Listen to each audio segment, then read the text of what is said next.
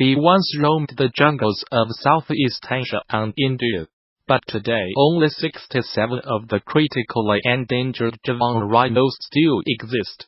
They all live in one single place, the Anak National Park, just miles away from the shadow of the volatile Anak Krakatau volcano. When Anak Krakatau triggered a tsunami across the Sunda Strait, its effects were felt at the Anak National Park, United Kingdom. In Japan, to park officials died, and numerous United Kingdom buildings and ships were also destroyed. But the 67 critically endangered Javan rhinos left in the park, the only ones left in the world, were left unscathed.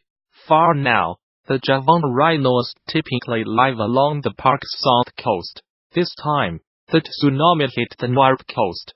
But the rhinos might not be so lucky if there is a next time.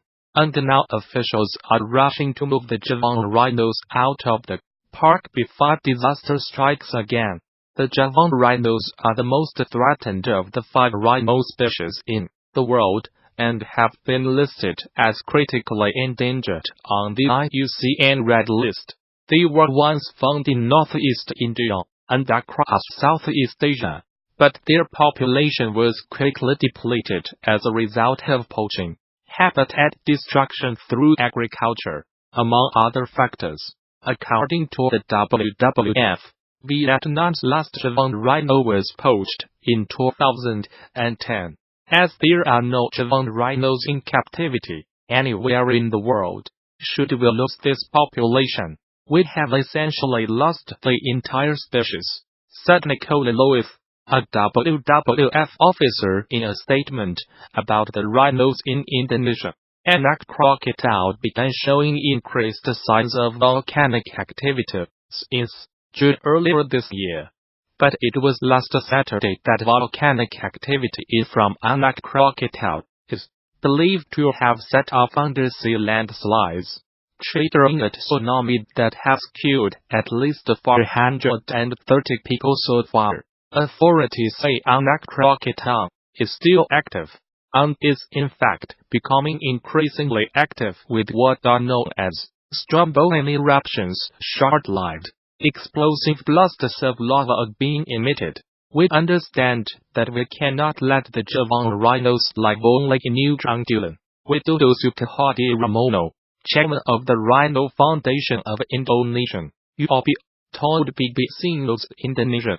Mr. Ramono added that there were plans in place to move a smaller group of rhinos to a secondary location, though there was a lot to be taken into consideration. The rhinos which would be moved would have to be in good health, have close ties to each other and able to reproduce. But moving the rhinos to another location is easier said than done. The new location would have to have more than 200 species of plants food sources for the Javan rhino. It would also need to have a plentiful water supply, an ideal soil type, land condition, and a place with a year-round wet climate. It's difficult to find the perfect location. We need at least 5,000 hectares in one location. It has to provide the rhinos with suitable food, water. We need to know what diseases exist there. If there are predators, how supportive the local community is. The head of TN United Kingdom, Muhammad Rahmat, told BBC News Indonesia. Government officials have been looking for years to find a suitable second location for the Javan rhinos. They were supposed to have found one in 2017, but this never materialized. Sometimes the plan does not work out, said Mr. Mehmet. There are many obstacles, technical factors, internal constraints, and external factors to take into consideration. Mr. Mehmet adds that the government has surveyed 10 possible locations, of which one has arisen as a suitable candidate, the Saipu Wildlife Reserve in West Java. However, this was not without its problems. There is an agreement there with the army about the use of land for combat drills, We need to do further studies on how the sound of guns and cannons could impact the rhinos. Human activity also exists around the wildlife reserve, which could put the rhinos at risk. The plan to move to the Saibu Wildlife Reserve appears to have stalled. But after the recent tsunami, officials are once again moving with urgency. We will take more steps quickly in preparing a second habitat for the rhinos, said Mr. Mamet. If one day Ujungkulon is hit by an eruption, then we would hope there would still be reserves of Javan rhinos in a place. Reporting by BBC Indonesia's Ryan Dwi. You can read the story on BBC News Indonesia. The United States military says it has killed 62 fighters from the Islamist group Al-Shabaab in 6 airstrikes in Somalia. 4 airstrikes on Saturday killed 32 militants, and a further 2 on Sunday killed 28. It said in a statement. These were the deadliest air attacks in Somalia since November 2017, when the United States said it had killed 100 militants. Somalia has seen a sharp increase in the number of airstrikes and casualties since President Donald Trump took office in the United States in January 2017. A tally by the Bureau of Investigative Journalism reveals that at least 400 people have been killed in airstrikes since the beginning of 2017, far more than the previous 10 years combined. The latest strikes bring to at least 40 the number carried out in Somalia so far this year, compared with 35 recorded in 2017. The United States has a huge military base in neighboring Djibouti, from where it launches attacks on the militants.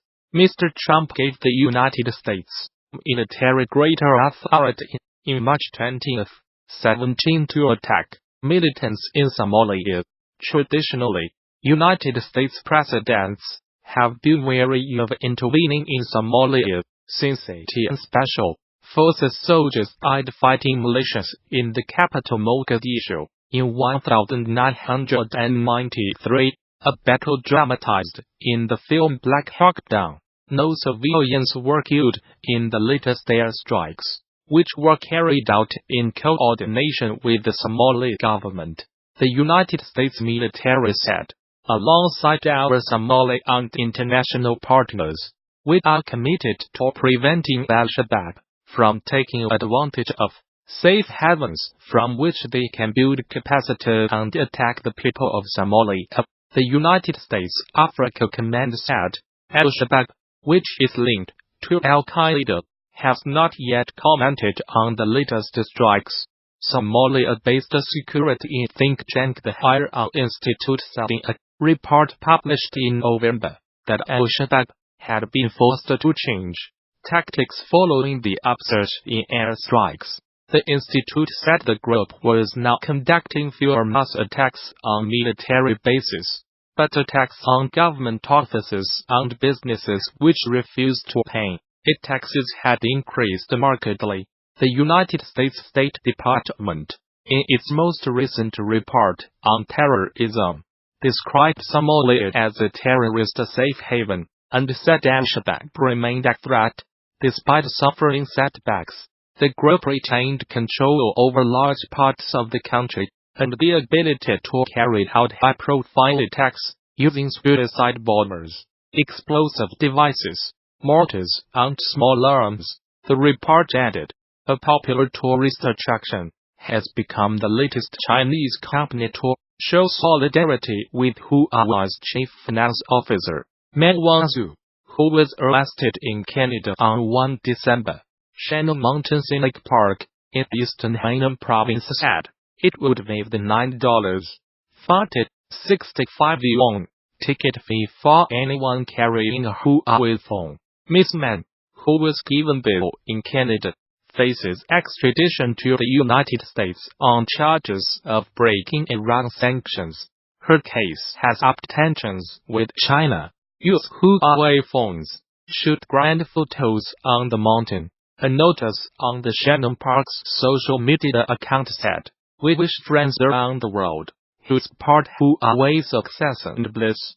The offer would last until 29 December, the South China Morning Post reported. But it was met with some criticism among China's social media users, who claimed it was discriminatory. Huawei phone owners are being offered other enticements too. They can get a 20% discount at a bar in Beijing. Seen in Beijing, bring a Huawei phone and get 20% off." Similar to this story we covered yesterday, https://